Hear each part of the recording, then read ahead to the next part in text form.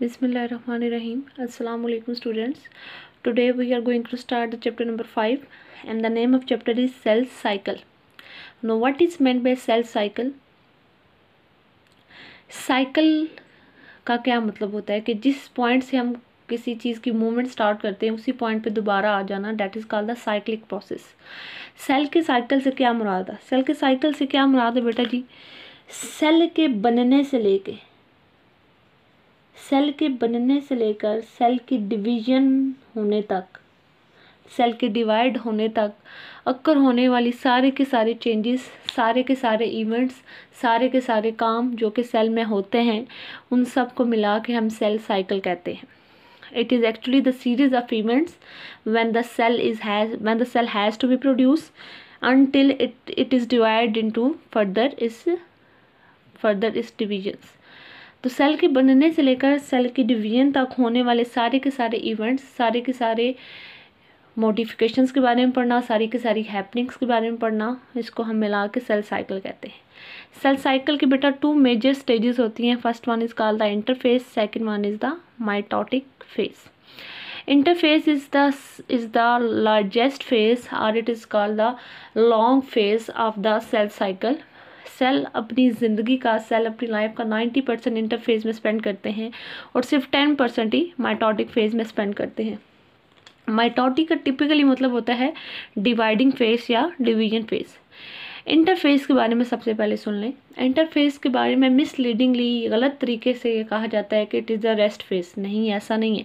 Interface वो phase है, वो स्टेज है सेल की जिसमें 90% सेल अपनी लाइफ को स्पेंड करता है। मतलब अपने ऑर्गेनेलिस को सिंथेसाइज करना, अपने ऑर्गेनेलिस से काम करवाना, राइबोसोम्स का प्रोटीन सिंथेसिस करना, माइटोकॉन्ड्रिया का एनर्जी सिंथेसाइज करना, न्यूक्लियस का अपने जेनेटिक मटेरियल से काम करवाना, हर ऑर्गेनेली का अपना काम करना, ये सारा कुछ इंटरफेस में होता है।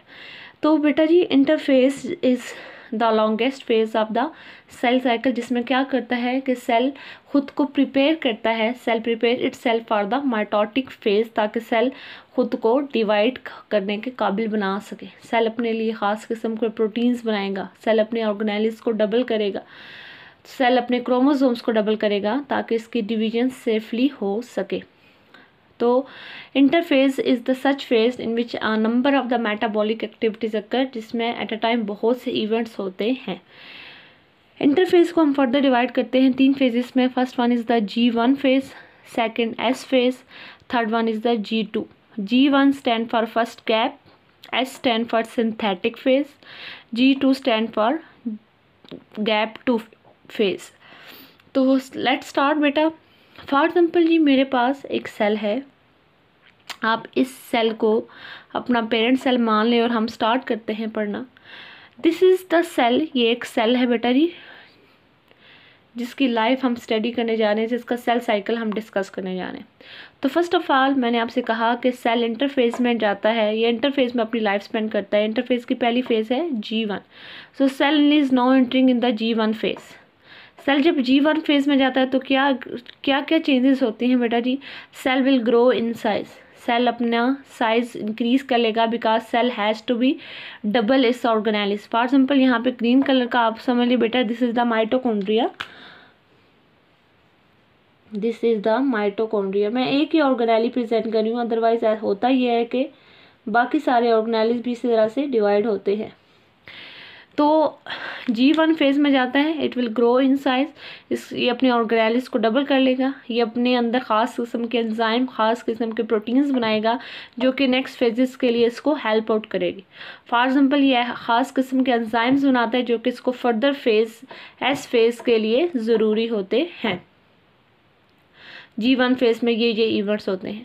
देन बेटा जी कुछ फिर ये होता है कि सेल जो है वो जाता है अपनी नेक्स्ट फेज़ में S फेज़ में। अब ये मैंने साइड पे क्या लिखा हुआ है, G0 फेज़। कुछ ऐसे सेल्स होते हैं जो कि G1 फेज़ से G0 फेज़ में चले जाते हैं। ये कौन से सेल्स हैं? मल्टी सेलुलर यूकैरियोट्स में कुछ ऐसे सेल्स होते हैं बेटा जी, they stop dividing, they prefer to stop dividing, कि जिनकी बॉडी में रिक्वायरमेंट ही नहीं है डिवीजन की, जो बॉडी को नहीं चाहिए, या जिनकी डेवलप्ड या जिनके नंबर ऑलरेडी बॉडी में हैं, तो उसकी डिवीजन को रोक देना चाहिए, तो वो सेल G0 फेज में चले जाते हैं, रेस्ट की कंडीशन में चले जाते हैं, they can not further divide. अब इसमें हमारे पास G0 फेज में डिफरेंट तरह की हमारे पास पॉसिबिलिटीज आती हैं। फॉर एग्जाम्पल बेटा जो स्किन सेल्स होते हैं, जो एपिथेलियल सेल्स होते हैं हमारी बॉडी के, they never enter the G0 phase. वो सेम जो है वो पैटर्न फॉलो करेंगी, G1 से S में जाएंगी, S से G0 फेज में, G0 से M फेज में। स्किन सेल या एपिथेलियल सेल्स जो है वो G0 फेज में इंटर नहीं होते। लेकिन हमारी बॉडी के कुछ ऐसे सेल्स हैं जो कि इनडेफिनिट पीरियड के लिए G0 फेज में रहते हैं। फॉर एग्जांपल न्यूरॉन या नर्व सेल। चूँकि ब्रेन की या नर्वस सिस्टम की development during the fetal stage, during the embryonic stage हो चुकी है, इसलिए फॉर द इनडेफिनिट पीरियड जो है ये G0 फेज में रहते हैं, गैर मुअय्यना मुद्दत के लिए रहते हैं G0 फेज में सेल। मेजॉरिटी जीव जो है वो अपनी लाइफ जो है G0 फेज में स्पेंड करते हैं, ना डिवाइड करके। फिर कुछ ऐसे सेल्स हैं बेटा जी that enter G0 phase semi permanently. Semi permanently का ये मतलब है कि कुछ अर्से के लिए ये G0 फेज में रहेंगे, और जब भी इनकी बॉडी इनकी डिवीजन की रिक्वायरमेंट होगी बॉडी को, तो then it will enter into the S phase and then it will follow the similar pattern of the division. तो इसमें हमारे ऑर्गन के कुछ सेल्स आते हैं, लिवर के सेल हो गया, किडनी के सेल्स हो गया, कि अगर वो ड्यूरिंग द फंक्शनिंग अब काम करते हुए डैमेज हो चुके हैं तो वो इंटर होंगे एस फेज में, otherwise they will remain in the G0 phase when they are not required. तो ज़रा चलते हैं अपने जो है वो नॉर्मल पैटर्न की तरफ कि G1 फेज के बाद cell has to be enter into the S phase. अब सबसे बड़ा डिफरेंस आपको इसके न्यूक्लियस में नज़र आ रहा होगा। न्यूक्लियस के अंदर मैंने क्रोमोसोम्स को जो है बेटा बनाया हुआ रेड कलर का। अब यहाँ पे देखें, अगर यहाँ पे हम स्ट्रक्चर डिस्कस करें बेटा जी, तो हमारे पास एक सेंट्रल पॉइंट होता है क्रोमोसोम्स का, जिसको हम सेंट्रोमियर कहते हैं, and the arms of the chromosomes are called chromatids. ये एक ही आर्म है हमारे पास, उसको हम क्या कह रहे हैं, क्रोमैटिड। और जो सेंट्रल पॉइंट है इसको हम क्या कहते हैं, सेंट्रोमियर।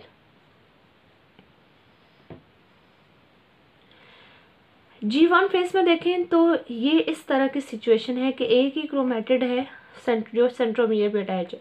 बस S फेज में जाने के बाद सिचुएशन ये होगी कि क्रोमैटिड्स जो है वो डबल हो गए, एक क्रोमैटिड के बजाय 2 क्रोमैटिड्स आ गए। तो during the S phase cell will duplicate its chromosome. Cell अपने क्रोमोसोम्स को डुप्लीकेट कर लेता है, क्योंकि सेल ने बेटा डिवाइड होना है, तो it has to be conserve its chromosome. इस सेल ने अपने लिए भी तो क्रोमोसोम रखना है, लेकिन डिवाइडिंग जो सेल बन रहा है, जो नया सेल बन रहा था, और उसमें भी तो बेटा वो खाली तो नहीं होना चाहिए ना, उसमें भी तो क्रोमोसोम्स होने चाहिए। तो it has to be duplicate its chromosome so that each chromosome consist of 2 sister chromatids, ताकि हर क्रोमोसोम 2 सिस्टर क्रोमैटिड्स पे मुश्तमिल हो। सिस्टर क्रोमैटिड्स इसलिए कहने हैं क्योंकि एक ही क्रोमोसोम्स के ये 2 आर्म्स हैं, 2 बाजू हैं। अब फिर हम कह रहे हैं कि S फेज में जाने के बाद cell has to be enter into the G2 phase. G2 phase में क्या करता है कि सेल ऐसे प्रोटीन्स बनाता है जो कि M फेज के लिए या डिवाइडिंग फेज के लिए ज़रूरी है। For example cell has to be prepare proteins for the spindle fibres. Spindle fibres क्या होते हैं ये हम नेक्स्ट लेक्चर्स में बेटा डिस्कस करेंगे, लेकिन अभी थोड़ा सा सुन लें कि spindle fibres are specialised thread like structures made up of the microtubules. They have the specialised proteins. Thread like structures होते हैं जो कि डिवीजन में हेल्प करते हैं।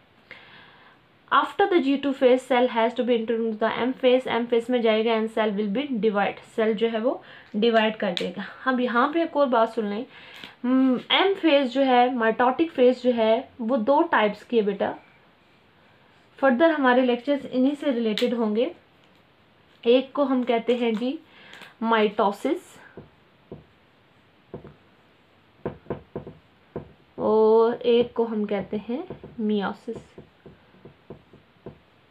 ये माइटोसिस और मियोसिस क्या है, कौन से सेल माइटोसिस करते हैं, कौन से सेल मियोसिस करते हैं, ये हम फर्दर लेक्चर्स में डिटेल से डिस्कस करेंगे। ओके स्टूडेंट्स, अल्लाह हाफिज़।